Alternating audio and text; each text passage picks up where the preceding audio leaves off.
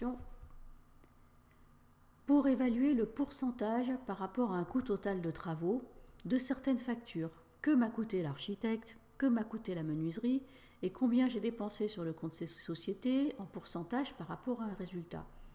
Je vais avoir besoin de faire un calcul très simple, égal ou plus, ça fonctionne exactement pareil, n'ayez pas peur si c'est un plus. Je sélectionne le montant d'un des travaux, j'appuie sur diviser et je vais chercher le coût total. Je vais valider et on va avoir un pourcentage, c'est moi qui avais déjà formaté en pourcentage, sinon vous auriez pu vous retrouver avec une autre unité, ce n'est pas grave. Mais je ne peux pas recopier ceci avec une poignée de recopie parce que je vais avoir divisé par 0, une erreur, pour la bonne raison que c'est juste d'utiliser I4, mais après on arrive à I5, ici c'est I7, c'est du vide, on ne divise pas par 0. Ce qu'il aurait fallu pour que ce calcul soit juste, c'était que cette cellule I4 ne bouge pas dans le calcul, cependant que l'on laisse descendre E6, E7, E8 et E9. Donc ce calcul-là, on va le supprimer, on va le faire correctement pour qu'il puisse se recopier. Et nous arrivons à la notion qu'on appelle les valeurs absolues et relatives. Les références absolues et relatives.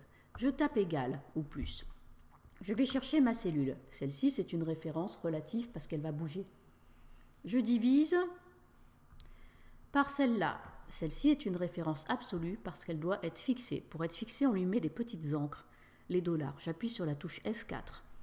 Le F4 installe les dollars, c'est pas la peine de le taper à la main, puisqu'Excel ou Google Application le fait très bien. L'ancrage signifie que, en cas de recopie, cette cellule ne sera pas transformée, sa référence ne bougera pas alors que les autres si. Je tape sur la touche Entrée. Maintenant, je vais pouvoir prendre la poignée de recopie à l'aise jusqu'en bas. Et comme vous constatez, E6 a bougé, E7, regardez dans la barre de formule, E8, E9, E10, E11, tout cela a bougé, mais pas $I, $4 n'a pas bougé. Allons faire un petit tour dans Excel, juste pour que je vous montre très rapidement. C'est exactement la même chose.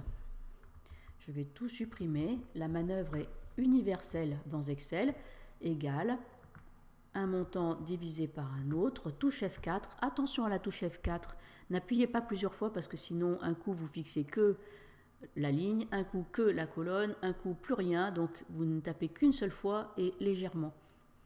La petite différence avec Excel, c'est que je peux valider avec la coche de validation. Ça m'évite de taper Entrée et de revenir sur la cellule. Et une fois que j'ai validé, je peux prendre ma poignée de recopie tranquille. Nous avons utilisé une référence absolue, J4, et une référence relative, F5.